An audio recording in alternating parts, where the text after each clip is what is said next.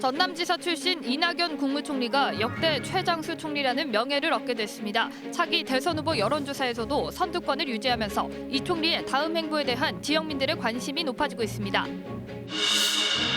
소형어선에서 화재가 잇따르고 있지만 소화기 설치 의무 대상에 빠져 있어 화재 사각지대에 놓여 있습니다. 관련법 개정이 시급하다는 지적입니다. 지난 주말 목포 해상 케이블카에 승강기가 멈춰서면서 10여 명이 넘는 부상자가 발생해 경찰이 사고 원인 등 조사에 나섰습니다. 케이블카의 잦은 멈춤 사고에 이어 승강기 사고까지 발생하면서 해상 케이블카 인기몰이에도 빨간불이 켜졌습니다.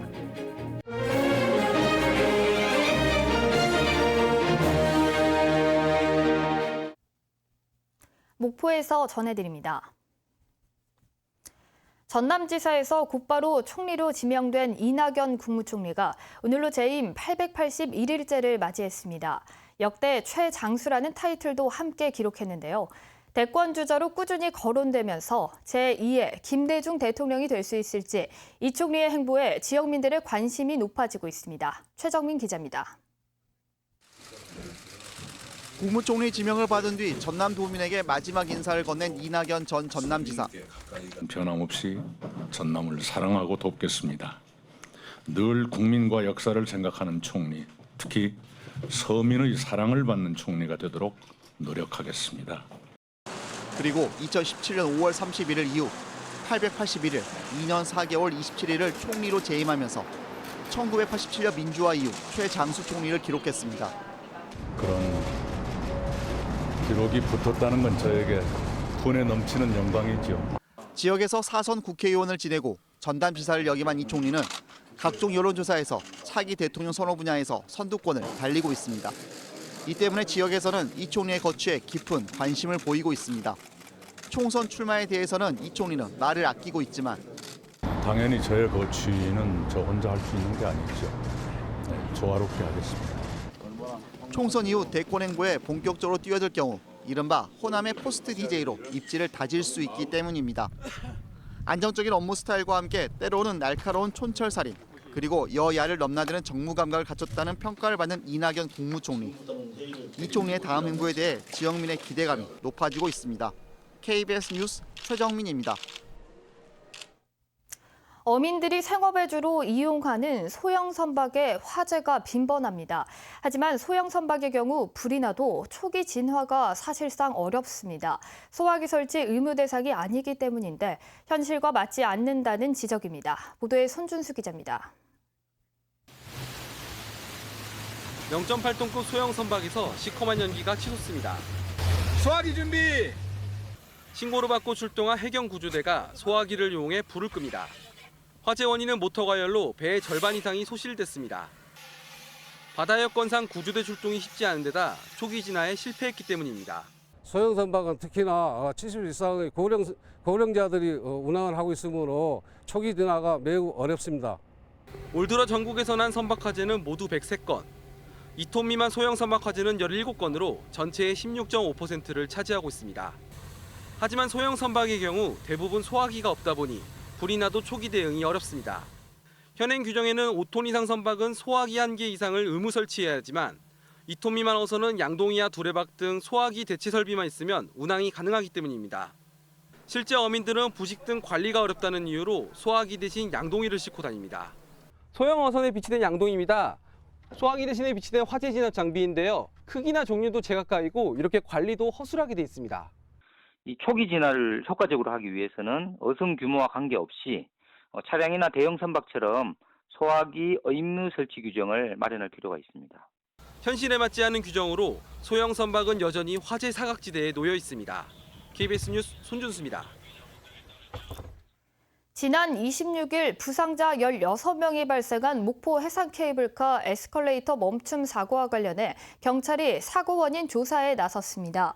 목포경찰서는 한국승강기안전공단과 함께 기계 결함과 정비 실태, 안전수칙 준수 여부 등을 조사했고 정확한 사고 경위 등을 파악하고 있습니다. 사고가 난 에스컬레이터는 지난 18일 제조사와 합동 점검을 실시했으며 한 달에 한 번 정기 점검을 진행해왔다고 밝혔습니다. 한편 목포 문화연대는 성명을 통해 목포시가 멈춤 사고 등에 대한 정확한 원인과 사고 횟수를 숨김없이 정확하게 공개하고 안전대책을 조속히 마련해야 한다고 밝혔습니다.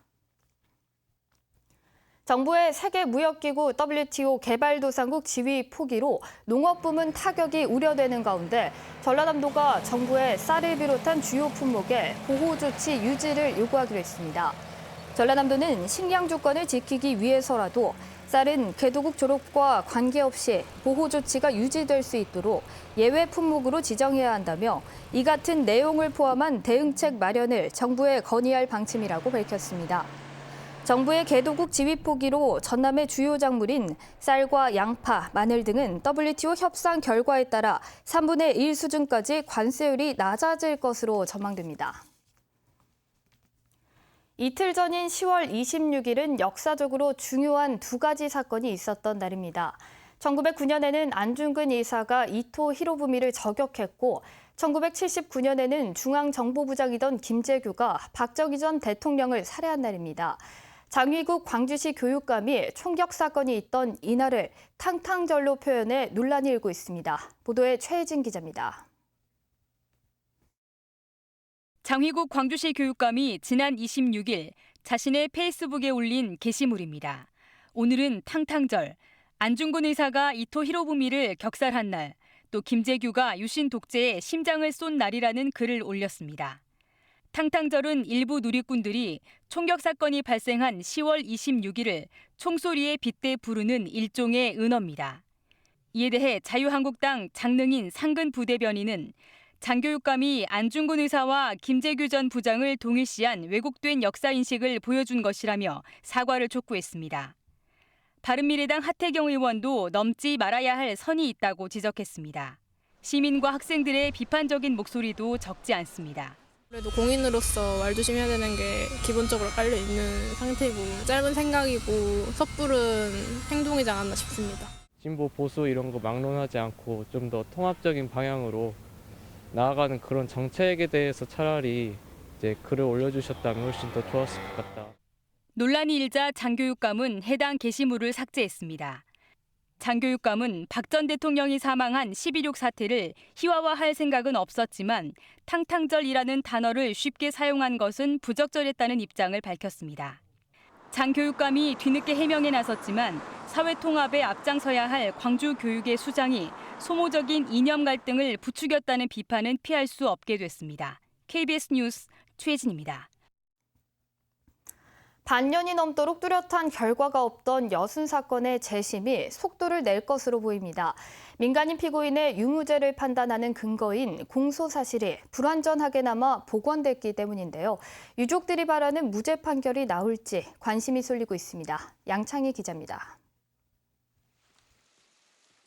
시작한 지 반년이 넘은 여순 사건 재심 재판. 그동안 쟁점은 1948년 11월 내란 혐의 등으로 처형당한 철도기관사 고 장완봉 씨에 대한 공소 사실을 복원할 수 있느냐였습니다. 장 씨의 유무죄 여부를 다시 판단하려면 당시 군검찰이 낸 공소 사실이 필요한데 수사나 재판 기록은 물론 판결서까지도 남아있지 않기 때문입니다. 네 번째 재판에서 검찰이 불완전하게 남아 공소 사실을 복원했습니다. 검찰은 장 씨의 공소 사실을 1948년 10월 여수를 점령하고 순천으로 올라온 14연대 군인들과 합세해 폭동을 일으킨 것이라고 특정했습니다. 판결 집행명령서의 죄목이 내란죄인 점 등을 토대로 장 씨의 혐의를 복원한 겁니다. 검찰은 범행 시각 등이 특정되지 않아 불완전하지만 심리 진행을 위해 가능한 범위에서 공소 사실을 특정했다고 설명했습니다. 이에 따라 장 씨의 무죄 여부를 다시 가리는 절차가 속도를 낼 것으로 보입니다. 재판부는 늦어도 내년 1월까지는 결론을 내겠다고 밝혔습니다. 다음 달 25일 열리는 다음 재심 재판에서는 검찰과 변호인 측의 본격적인 증인 신문 절차가 시작될 예정입니다. 공소 사실이 특정이 되어야지 그 본안 판단을 할 수가 있으니까요. 유무죄 판단으로 나아갈 수 있는 그 가장 첫 단계라고 할 수 있으니까. 제주 4.3 재심의 경우 재판부가 복원된 공소 사실이 유무죄를 가리기 충분하지 않다며 공소 기각 판결을 내린 만큼 여순 사건 재심의 결과도 지켜봐야 할 것으로 보입니다. KBS 뉴스 양창희입니다. 농촌 지역에서 여성 인구 비율이 늘고 있지만 여성 복지 확대는 상대적으로 미흡하다는 지적이 제기됐습니다. 국회 서삼석 의원은 국가인권위원회 국정감사 자료에서 지난해 기준 농촌의 여성 인구수는 118만 명으로 남성 인구 113만 명을 넘어섰다고 밝혔습니다. 그러나 서 의원은 농촌 지역의 보육시설 설치율은 68.7%로 도시 지역 99.8%에 크게 밑돌고 있다며 농촌의 열악한 환경을 다룰 때 여성과 아이들의 인권적 관점에서 접근해야 한다고 주장했습니다. 전남 지역 여성 취업 전문기관인 전남 여성 새로 일하기 센터에 누적 구직 건수가 7만 건이 넘는 것으로 나타났습니다. 전남 여성가족재단이 발표한 자료를 보면 지난 6년 동안 센터의 누적 구직 건수는 모두 7만 3천여 건이고 이 가운데 취업 연계 누적 건수는 3만 5천여 건으로 나타났습니다. 지금까지 목포였습니다.